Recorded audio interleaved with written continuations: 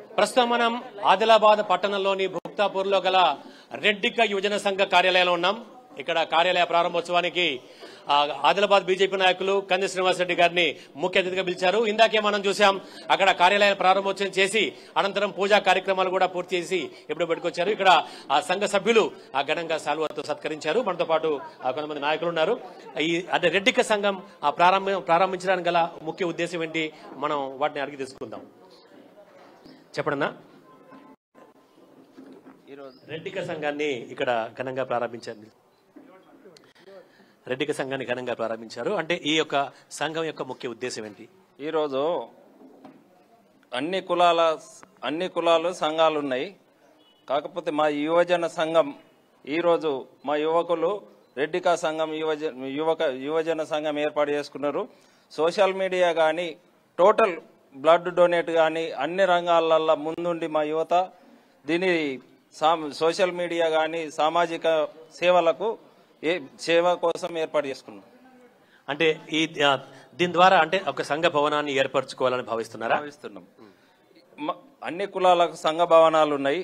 మా యొక్క రెడ్డిక సంఘ కులానికి సంఘ భవనం లేదన్న ఉద్దేశంతో ఇది ఏర్పాటు చేసుకొని ఆ సంఘ భవనం ఏర్పాటు చేసుకొని ఇప్పుడు మేము ఏదైతే కిరాయి పర్పస్ లో నడిపించుకుంటున్నామో సొంత భవనం చేసుకొని దాంట్లో ఉండాలన్న కోరికతోటి ఇది ఏర్పాటు చేసుకోవడం జరిగింది. అంటే భవనాన్ని ప్రారంభించిన తర్వాత ఆ భవనం ద్వారా అంటే సంఘం ద్వారా మీరు రెడ్డిక సంఘానికి చేయబోయేటటువంటి యొక్క ముఖ్య ఉద్దేశాలు ఏంటి, అంటే ఏం చేయబోతున్నారు?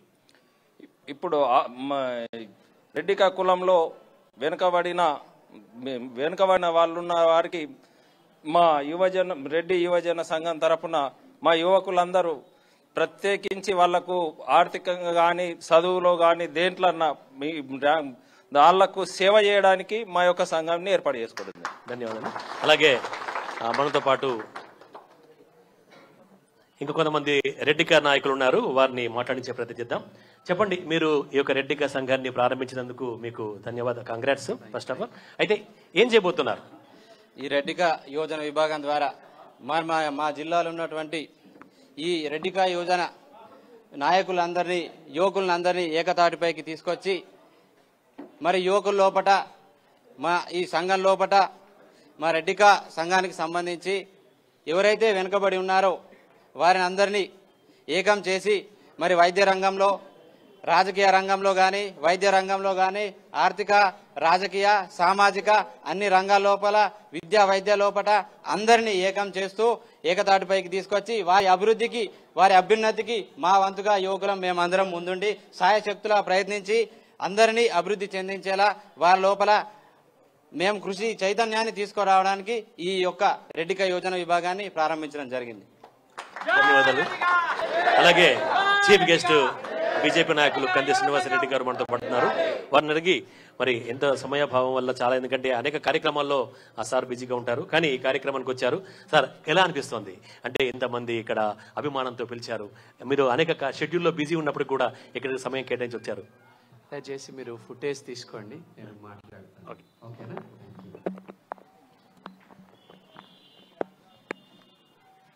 రెడ్డిక యువజన సంఘం ప్రారంభోత్సవానికి వచ్చేసినటువంటి రెడ్డిక అన్నలకు, తమ్ముళ్లకు, కాకలకు, మామలకు అందరికీ పేరు పేరున నా కృతజ్ఞతలు. పెద్దలు శ్రీ జీవి రమణ గారు, ఉషారెడ్డి గారు, మహేందర్ రెడ్డి గారు, జ్యోతిరెడ్డి గారు, ప్రభాకర్ రెడ్డి గారు, వినోద్ రెడ్డి గారు, ఆశక్క గారు, మిగతా అందరికీ కూడా పేరు పేరున నమస్కరిస్తున్నా. రెడ్డిక నేను ఏదైనా ఒక సంఘం భవనానికో ఇంకేదైనా ప్రోగ్రాంకి వచ్చేటప్పుడు నాకు తెలిసిన రీసెర్చ్ నేను చేసుకుని పరిశోధన చేసుకొని రెడ్డిక సంఘంలో ఈ సామాజిక వర్గంలో, మన సామాజిక వర్గంలో చాలా మందికి భూమి లేదు, చాలా మంది పేదలుగా చదువుకి కూడా దూరమై బతుకుతున్నారు. నిజమేనా? చాలా విషయాలల్లో, అనేక రంగాలల్లో ప్రపంచం ముందుకు పోతుంటే మన రెడ్డిక సంఘం అదే విధంగా ముందుకు పోవాలంటే ఫస్ట్ ఈ యువజన సంఘం ఓన్లీ ఎక్కువ 90% ఎనర్జీని చదువు కోసమే ఖర్చు చేయాలని నేను కోరుకుంటున్నా. చదువు ఒక్కటే మనల్ని మార్చే శక్తి ఉన్నది. చదువు ఒక్కటే మనల్ని అత్యున్నత స్థాయికి తీసుకుపోయే శక్తి ఉన్నది. నాకు మీ ముందు మాట్లాడే అర్హత ఏమున్నది? చదువు లేకపోతే నేను జీరో. నాకు ఇంతమంది అభిమానిస్తుండేనా? మా సీనన్న చదువుకున్నట్టు చదువుకో అని మన ఆడబిడ్డలు చెప్తున్నారు. నేను మొన్న ఒక ఫంక్షన్కి పోతే ఒక అక్క, మరటోళ్ళ అక్క, అలా కొడుకును వెంట పెట్టుకొని వచ్చింది. 7 ఏళ్ళు ఉన్నాయి అన్నది. నేను మీ స్పీచ్ చూసినా, మీరు చదువుకున్న విధానం చూసినా, నా కొడుకుని ఆశీర్వదించండి అని మరటోళ్ళ అక్క వచ్చింది. అలా ఎవరి గూడ గిటు మా గూడ, మన మణియార్పూర్ గూడ వచ్చేసి సార్లాగా చదువుకోవాలని చెప్పింది. ఈ అభిమానం ఎక్కడి నుంచి వచ్చింది? చదువు వల్లనే వచ్చింది. మా బాబుకి ఎంత భూమి ఉండే? 8 ఎకరాల భూమి ఉండే. ఎంతో అప్పులు చేసి చదివించిండు నన్ను. ఇండియాలో ఇంజనీరింగ్ కూడా నేను కష్టాలతోనే ఇంజనీరింగ్ కంప్లీట్ చేసిన, MBA కూడా కష్టాలనే కంప్లీట్ చేసిన, అమెరికాలో MS సీటు, ప్రపంచ ప్రఖ్యాత మిస్సోరీ యూనివర్సిటీలో MS సీట్ వచ్చిన తర్వాత కూడా ఎంతో కష్టాలు, అప్పులు చేసి బాగిలు చేసి చదువుకోవడానికి వెళ్ళినా. ఒక్కటి మన రెడ్డి సంఘం వాళ్ళందరూ గుర్తించాల్సింది, చదువు ఒక్కటే ఈ ప్రపంచాన్ని మార్చే శక్తి ఇస్తుంది. మనందరికి గుర్తుపెట్టుకోండి, చదువు ఒక్కటే.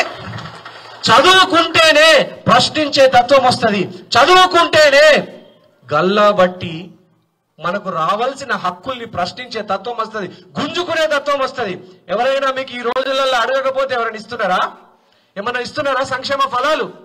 గల్లా బట్టి గుంజుతేనే సంక్షేమ ఫలాలు ఇస్తున్నారు. నేను రెడ్డిక సంఘం మన వాళ్ళందరికీ నేనేం చెప్తున్నా అంటే, ఆదిలాబాద్ గడ్డ మీద బీజేపీ జెండా ఎగిరిన వెంటనే తప్పకుండా మీ సంక్షేమ సంఘం భవనానికి కావలసినటువంటి నిధుల్లో మాకు చేతనైనంత సహాయం నేను చేపిస్తాను, మీ అందరికీ ప్రామిస్ చేస్తున్నాను. ఇది నా హామీ. ఆదిలాబాద్ గడ్డ మీద బీజేపీ జెండా ఎగిరిన వెంటనే భారతీయ జనతా పార్టీ ఈసారి గెలిచిన వెంటనే భారతీయ జనతా పార్టీ ముఖ్యమంత్రి వస్తాడు.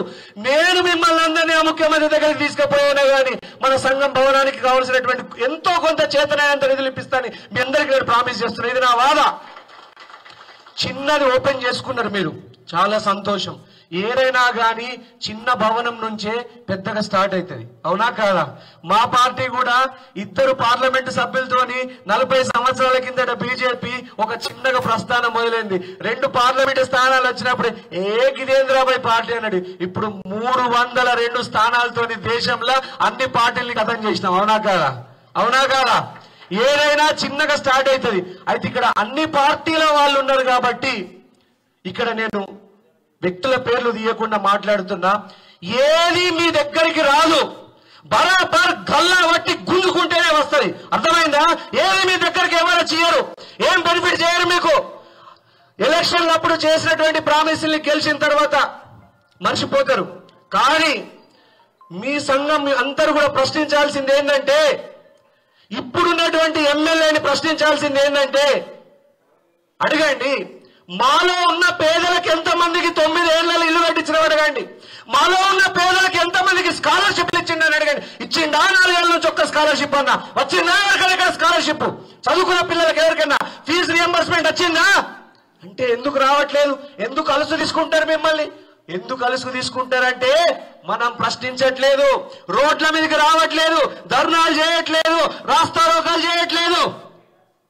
ఎవడో అధికారంలో ఉన్నోని అడుగులకు మడుగులెత్తి ఆడేమన్నా చేస్తాడేమో మనల్ని, ఆడేమన్నా కుట్ర చేస్తాడేమో, ఆడేమో కేసులు పెడతాడేమో అని ప్రశ్నించడం మానేస్తున్నాం.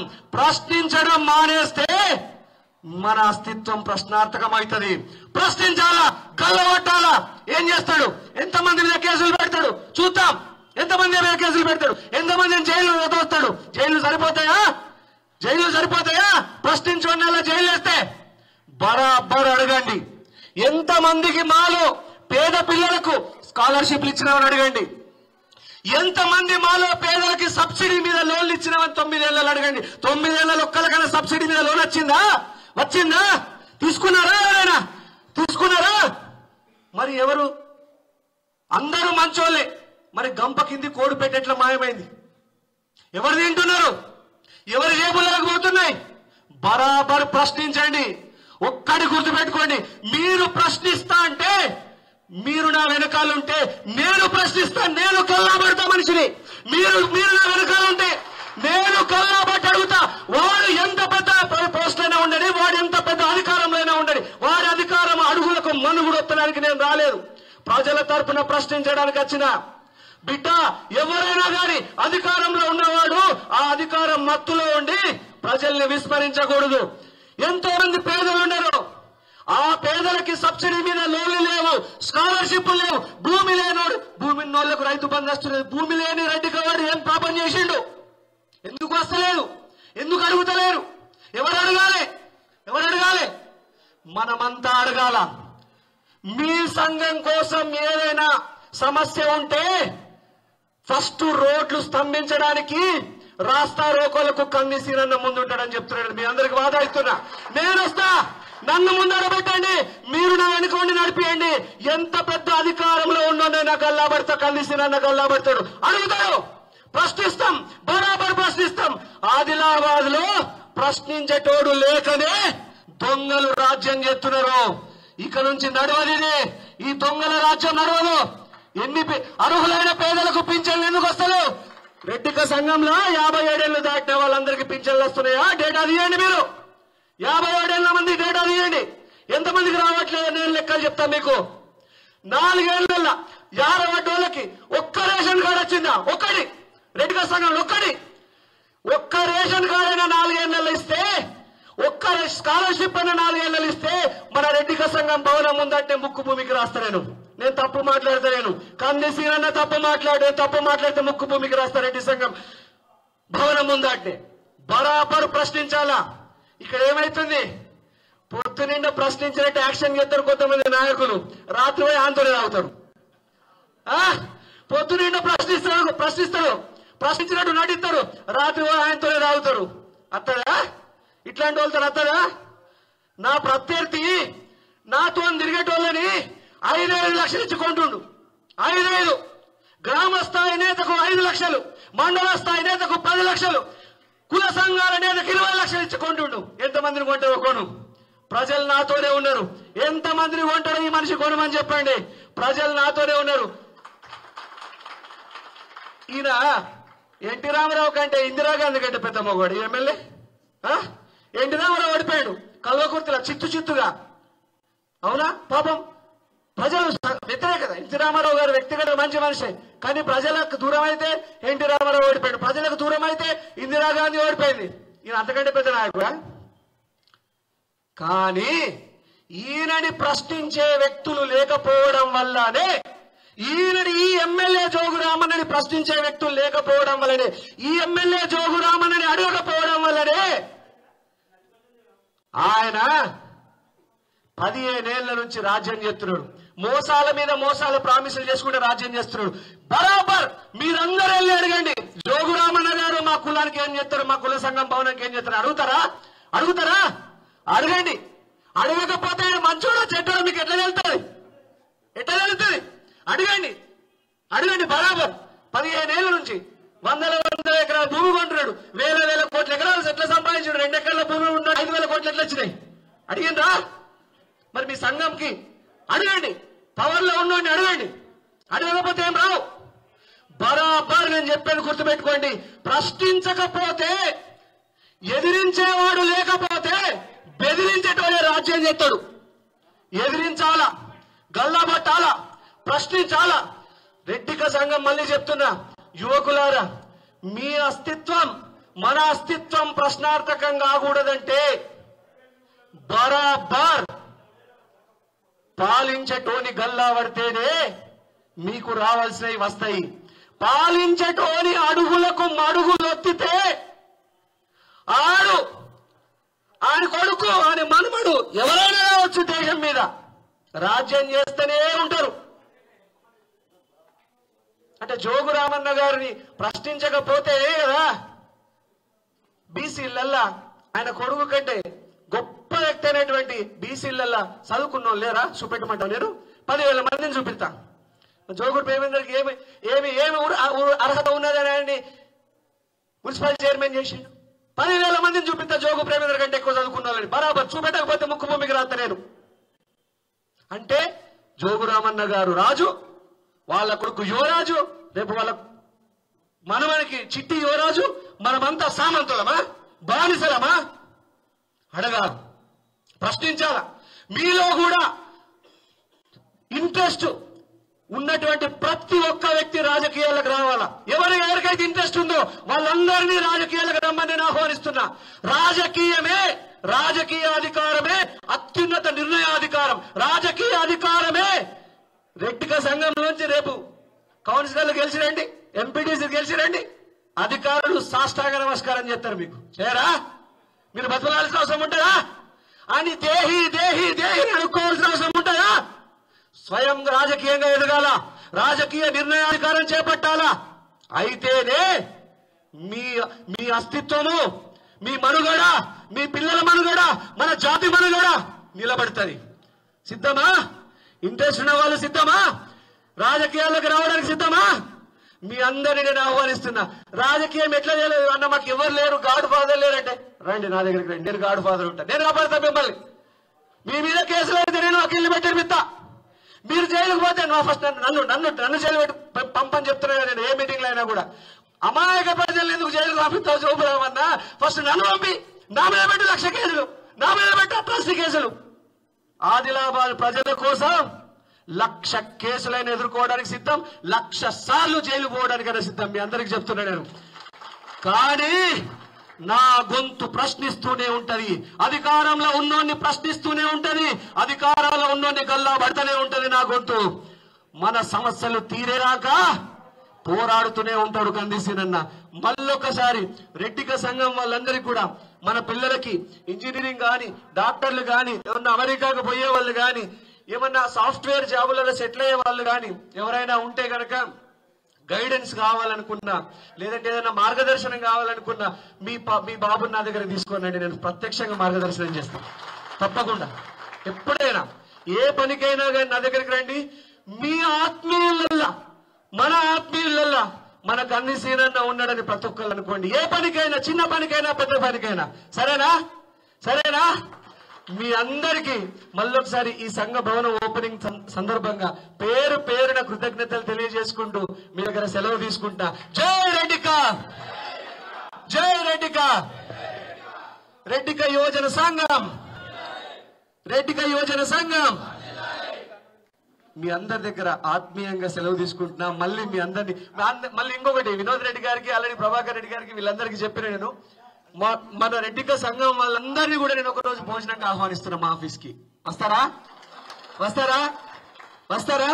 అందరినీ తీసుకొని రండి.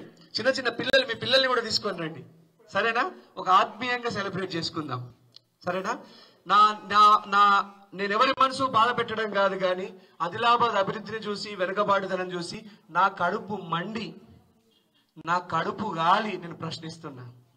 ఎవరినో కించపరచాలని కాదు, కానీ నేను ప్రశ్నిస్తూనే ఉంటా. ఆదిలాబాద్ ప్రజల కోసం ప్రశ్నిస్తూనే ఉంటా. నా గొంతు ఆగదు, ప్రశ్నిస్తూనే ఉంటది. అది గుర్తుపెట్టుకోండి. సరేనా? మీ అందరి దగ్గర సెలవు తీసుకుంటా. నమస్తే.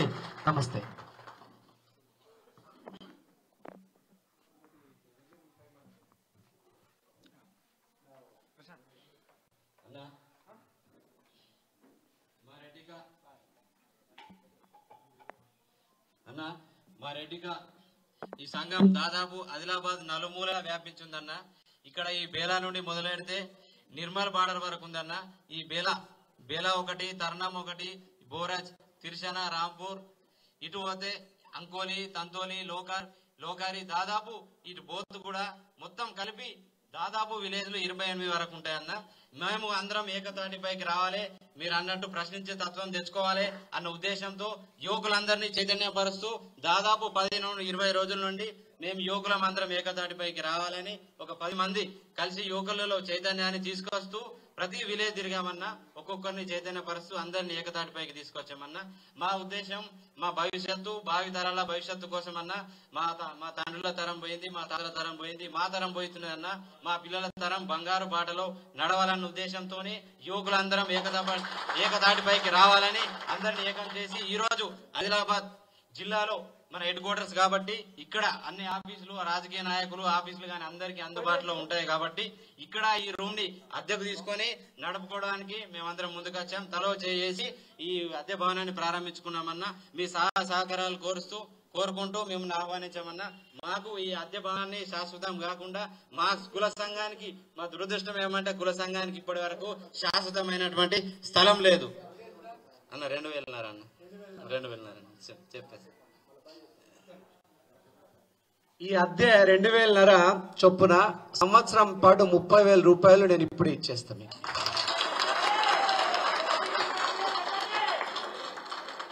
చాలా చాలా ధన్యవాదాలు అన్న. మా రెడ్డిగా పెద్దలు మా యోజన పక్షాన మీకు రుణపడి ఉంటామన్నా.